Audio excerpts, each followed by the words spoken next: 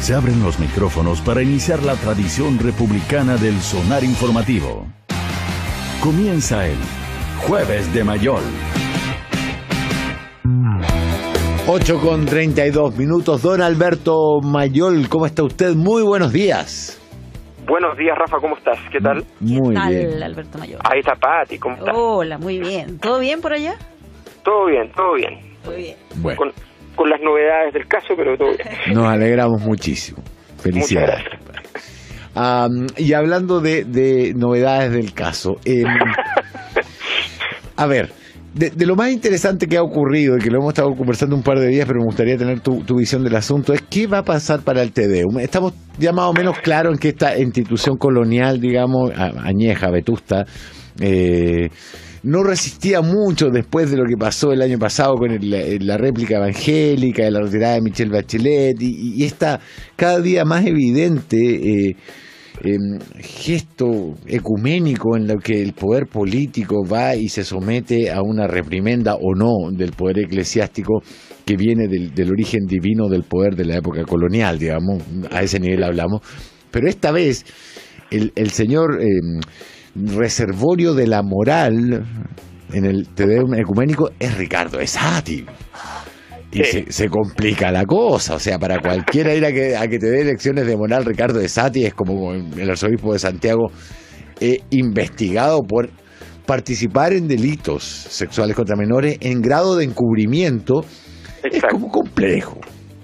No, y añadamos que suponiendo que eso no llega a ocurrir, porque es altamente probable que no pueda ser él la persona que curse el TEDEUM, la pregunta consiguiente es, ¿y entonces quién? Porque digamos que todo lo que lo rodea, porque aquí siempre esto tiene la posibilidad de resolverse a través de esa figura antropológica formidable que es el chivo expiatorio, que efectivamente es muy antiguo y funciona muy bien y produce que la comunidad se vuelva a unir y qué sé yo.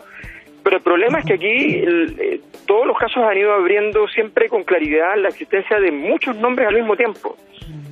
Y por tanto, no, y además es una red muy consolidada. Cuando estas estructuras caen es bien complejo porque como su poder estaba basada en su consistencia, su caída suele ser estrepitosa justamente porque están todos juntos. Claro. Entonces no hay manera de que caiga uno sin que caigan los demás. Entonces la figura del chivo expiatorio es una figura que se puede buscar, pero no es precisamente algo que funcione muy claramente. Así que yo tengo la impresión de que vamos a tener una fiesta previa. Por algo esta fiesta empezó ya, falta bastante para el TEDEUM, digamos, pero estamos ya partió la fiesta. Claro, de hecho la presidenta de la Cámara de Diputados descartó ir al TEDEUM, si es que quien estaba ahí presente era Esati. El punto es que esto también depende un poco del propio Papa, porque lo que hizo Esati en su momento fue presentar su renuncia. Lo que pasa es que no se le ha aceptado todavía. Exactamente. O no se ha encontrado el reemplazo, tal vez, que debe ser el desafío más grande. O sea, que Chicluna no está disponible. Es que aparentemente el problema, claro, va a ser que van a tener que, en el fondo, hacer una especie de licitación de cartera de lo que es la zona y buscar a quien se pueda hacer cargo, que sea un externo, porque no puede ser alguien interno. O sea, no nos olvidemos además de que aquí hay un problema que no es menor, y es que la mayor parte, la escuela de oficiales, para decirlo así, o sea, aquí si uno es sacerdote puede entrar por la escuela de oficiales o por la escuela de suboficiales, digamos, y evidentemente la carrera es muy distinta, pero los que están arriba, todos más o menos vienen de la misma estructura, y no son pocos los que fueron formados directamente por Caradima, por ejemplo. Caradima, quien además era en su momento venerado como un gran generador de vocaciones sacerdotales, digamos. Es que el mejor de Chile y uno de los mejores del mundo. Era una cosa formidable porque como estaba articulado con un poder político y económico, se entendía que entrar a través de él era un camino extraordinario. Entonces, obviamente, en ese contexto, no había duda de cuál era el camino para entrar al mundo de la Iglesia, porque eso era el control de la escuela de oficiales, estaba en él. Entonces naturalmente la situación es mucho más compleja. Ahora, también hay que decir una cosa que es bien importante. Gran parte del poder de la Iglesia en el último tiempo no solo en Chile, sino que en el mundo, es un poder que en una sociedad más materialista, en una sociedad donde la política es menos importante que el dinero, el poder de la Iglesia en los últimos años, en las últimas décadas, es un poder más fantasmagórico. Sí, es evanescente, así. Claro, ya no es tan cierto que tiene tanto poder. Lo que pasa es que, naturalmente, cuando uno parte importante del poder es un misterio. Claro. ¿No? O sea, siempre funciona muy bien eso. O sea, por eso todos los poderosos hacen cosas misteriosas, incomprensibles, raras y qué sé yo, que funcionan porque justamente producen el misterio suficiente para decir, bueno, detrás de este tipo hay algo más que esta extravagancia y qué sé yo. Entonces, ese misterio de la Iglesia le permite tener alguna fantasmagoría para este poder, pero en realidad es cada vez menor. Y ahí eso queda muy en evidencia con lo que acaba de pasar, que el señor Abbott va y el adalid contra los casos más emblemáticos de la caída, de la ruptura moral, digamos, pide al Vaticano el informe Chicluna. En esas condiciones estamos en presencia de la claridad de que lo que no se puede hacer con los empresarios, no voy a decir con los políticos, porque yo tengo la impresión de que además, en general, porque esa es la prensa que vemos por todo el mundo, votar a los políticos no es ningún problema. El problema es que detrás de eso pueden caer también los empresarios más relevantes. Y normalmente lo que vemos es que caen los tipos que están vinculados a la construcción, que no son precisamente los tipos más articulados con el sistema financiero, que es la estructura de política más importante del mundo en la actualidad. Entonces, es evidente que Abbott va a querer hacer la jugada de decir, bueno, yo no estoy tan claro, lejos de la justicia, a través, usando como chivo expiatorio completo a la Iglesia. Entonces, para eso pone a su mejor agente en este juego, a Emiliano Arias, a investigarlo. Exactamente. Entonces vemos una situación en la cual literalmente nos pone una misa en escena y ahora las víctimas de esa misa, bueno, son los sacerdotes. Entonces vamos a ver con claridad durante un buen rato esta situación, probablemente llegando muy lejos, porque además el Vaticano dio todas las señales del caso de que estaba perfectamente disponible para que esto aconteciera, porque al Vaticano también en este momento le interesa desprenderse de los personajes. O sea, es evidente que no va a ser fácil, que hay presiones internas y todo lo que queramos, pero es evidente también que el Vaticano ya no tiene más salidas, quiere conservar un lugar con mucha fe en la Iglesia como es Chile, si no es lograr decir que aquí efectivamente la Iglesia en el fondo había sido capturada por un grupo. Y eso es lo que tiene y para eso necesita entonces que esto vaya a la justicia y no tener que ser la misma Iglesia la que dé las sanciones que son más rituales que efectivas que se dan en su interior. Claro. Sí, está un poco zafando en toda esta discusión y todas estas acusaciones el cardenal Errázuriz, porque todo se está centrando un poco en Esati, porque está la cercanía del Te Deum, pero recordemos que quien demoró en hacer el proceso de investigación vinculado al tema Caradima fue Errázuriz. Sí. No, Errázuriz tiene una historia de los últimos años que es muy complicada. Yo tengo la impresión de que Esati cometió un error político que era creer que tener el poder es lo mismo que estar a cargo. Entonces, ¿qué es lo que le pasó a Pinochet? Digamos, Pinochet es el símbolo de toda la dictadura, pero gobernaba Merino. Entonces, claro, para las cosas tontas, que Pinochet las hacía muy bien, digamos, estaba Pinochet, pero para las cosas importantes estaba Merino. Aquí yo creo que Esati, que fue el primer cardenal que estuvo a cargo en la práctica de todo, o sea, que tenía todas las funciones y todos los cargos habidos y por haber en términos ejecutivos, quedó a cargo de una operación donde efectivamente Errázuriz tenía un poder, y no solo Errázuriz, también otros como Medina, en fin, tenía un poder importante. Entonces, naturalmente Esati queda por delante. Ahora, lo de Errázuriz va, a mi juicio, es cosa de tiempo. O sea, esto va a ir aquí la posibilidad de un chivo expiatorio en sentido estricto, de un nombre que lo consolide todo, se ve difícil, se ve muy complicado. Aquí efectivamente lo más probable es que haya una ruptura importante donde tengan que ir cayendo varios nombres. Siempre hablamos de la diferencia entre el chivo expiatorio y la hecatombe, digamos, que es poner ya a 100 cabezas sobre la mesa, digamos. Vamos a hablar de una cosa un poquito más masiva, pero me da la impresión de que estos casos van a marcar un antes y un después, no solo en Chile, sino que además son un referente mundial. O sea, hasta el momento los casos emblemáticos de denuncias de la Iglesia y de actividad del Vaticano en contra de abusos sexuales, en los casos de Irlanda, y hoy día con esta situación que está pasando en Chile, lo de Irlanda parece de nada, nota al pie. Irlanda y Chile, países que tienen una trayectoria desde los 90 hasta la fecha muy parecida en muchos aspectos, países que crecieron mucho económicamente, que después se pegaron un frenazo, donde hay mucho malestar social y donde hay una liberalización también de los valores muy fuerte en los poquitos últimos años.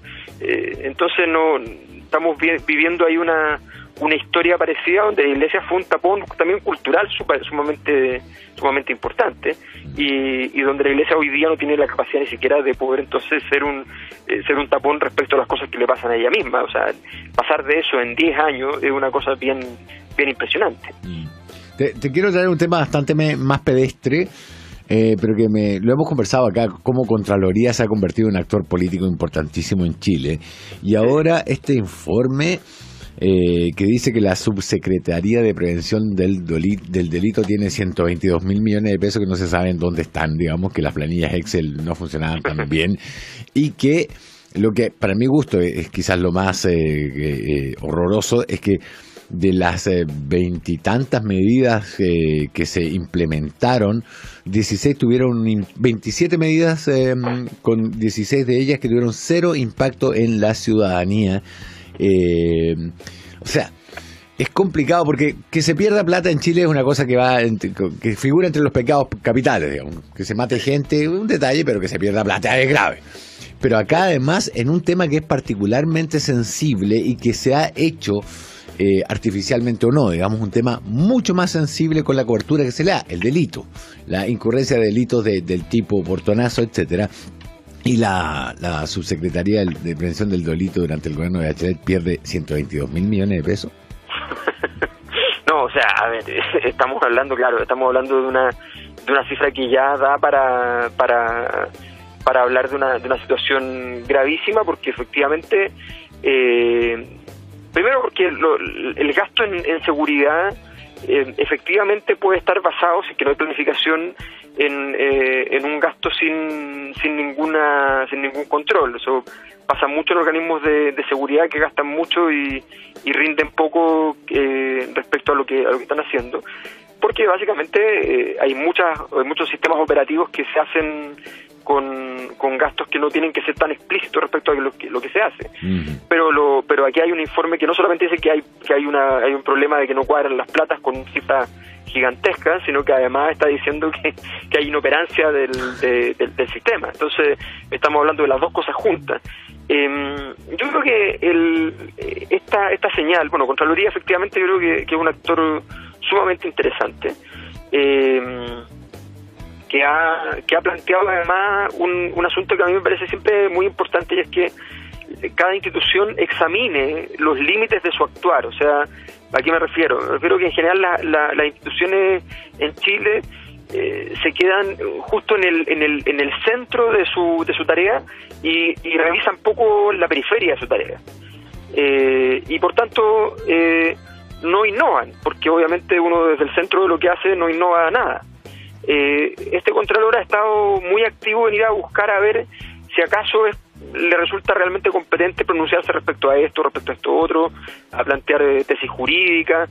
me parece sumamente interesante. Eso puede significar en algún momento cometer algún error, puede significar tensionar en alguna dimensión la sociedad, pero eso es lo que corresponde a las instituciones. En ese sentido, primero creo que es importante destacar que hay mucha gente que no le gusta nada lo que hace el Contralor, o sea, hay gente realmente que considera que esto es casi vergonzoso, pero yo creo que en un mundo donde hay tantas instancias para que te controlen y coarten acciones administrativas, no es malo al menos intentar explorar esos límites. En segundo lugar está el tema de fondo, o sea, yo creo que las políticas, aquí vamos más al fondo. Hay dos elementos. Uno podría ser corrupción, que obviamente sabemos lo que significa, pero también tiene que ver con las políticas públicas de seguridad. O sea, la magnitud del fracaso de las políticas públicas de seguridad es enorme. O sea, el aumento del gasto en seguridad en décadas, la concentración de toda la élite política y los poderes del Estado en reducir la delincuencia, y resulta que ha sido un fracaso total. Y además, y esto es lo notable, todo este discurso contra la corrupción, basado en la ineficiencia de todo este modelo, es utilizado por los mismos que defienden este modelo de seguridad para poder crecer electoralmente. Y además, y esto es espantoso, y además funciona. Negocio redondo. Entonces esta es la locura total. La verdad es que las políticas de seguridad han sido un desastre. Hace 10 años nos estaban diciendo que había una puerta giratoria en la justicia. Hoy día los mismos nos dicen que hay que sacar gente de la cárcel. Entonces, a ver, cierto. Pero si esto es así, o sea, cuando se hizo todo, aquí se hizo, no nos olvidemos, tú hablaste de los portonazos. Y cuando los portonazos se hicieron conocidos fue justo después de que los bancos estaban indignados porque había muchos robos a cajeros. Claro. Y los robos a cajeros, entonces se dieron unos operativos gigantes, y además se cerraron cajeros, se pusieron cajeros en las comisarías, en los cuerpos de bomberos, y qué sé yo, y resulta que terminó efectivamente con los robos a cajeros. Y los delincuentes migraron, porque no es que los delincuentes fueron y entonces entraron por gratuidad a la universidad y se fueron a ser abogados. No, lo que hicieron los delincuentes es que fueron a buscar otro lugar donde robar y encontraron los portones de las casas y los robos de autos. Entonces cuando tú tienes un plan donde se te termina el juego, justo después de que lograste que los bancos, en un delito que no le costaba prácticamente nada a los bancos más que aumentar las pólizas de seguro, cuyos robos no significaban un 3% de las utilidades del sistema, qué sé yo, ¿ya? Y tú lo transformas en un delito que puede significar la vida de personas. Entonces, bueno, o sea, y no tienes pensado que puede ocurrir que los delincuentes que están haciendo esto migren a otro espacio. Entonces, de verdad no tienes ningún diseño. Esto es una situación que es bien delicada, y yo creo que si la unidad de prevención del delito se le pierde plata, o sea, bueno, es colmo lo ridículo. Es tan surrealista como la fantástica escena que tenemos en Argentina, donde un señor fue anotando en un cuaderno, varios cuadernos, porque era mucha plata, ¿ya? En varios cuadernos, el periplo, el tour que se da todos los días llevando plata de las empresas constructoras a Néstor Kirchner, fundamentalmente, y a otros miembros de su gobierno. Y tenemos entonces un tipo con los cuadernos donde va diciendo, en una cosa así que para un juez es lo más maravilloso que puede ocurrir en la vida, que de pronto alguien llegue y te diga, mira, tal fecha, a tal hora fuimos, íbamos con tal, en el bolso había un bolso con literalmente, con $800,000, en el otro había 300,000, qué sé yo, y así, y además poniendo los comentarios que le decía al tipo que entraba a dejarlo, decía, qué sé yo, no, don Néstor dijo que estábamos llevando muy poco esta semana, y qué sé yo. Entonces, y que todo termina por un problema conyugal, digamos, con los cuadernos en mano periodista, es la maravilla más grande. Es judicialmente impecable, es periodísticamente maravilloso y además es cinematográficamente perfecto. Sí. O sea, da para guión de película, pero se viene con guión, cuaderno, claro. Una cosa... con guión de Alberto Mayol. Exacto. No, es fantástico, yo lo encuentro así sublime, pero Entonces, claro, cuando uno ve eso, es tan surrealista como el caso chileno, pero como corresponde, el caso argentino es un poco más entretenido, porque tiene más... el tipo anotó hasta los chistes, digamos. Claro. Tiene más detalles. Tiene todos los detalles que debe tener. Don Alberto, muchísimas gracias por este contacto. Que tengas un muy buen día y felicidades de nuevo. Muchísimas gracias. ¿Ya volvió Ignacio? Está aquí. De hecho, puede saludar a Ignacio, por favor. ¿Cómo está Don Alberto? Pero Ignacio, un gusto, lo echamos de menos. Sí, igualmente, yo también lo eché mucho de menos. Oiga, después Muchas comentamos lo de Pinilla, pues. Comentaremos lo de Pinilla, sí. Sí, ya lo comentaremos después. Ok, muchas gracias. Chao, Alberto, cuídate. Hasta luego. Chao. Suena tu alarma informativa.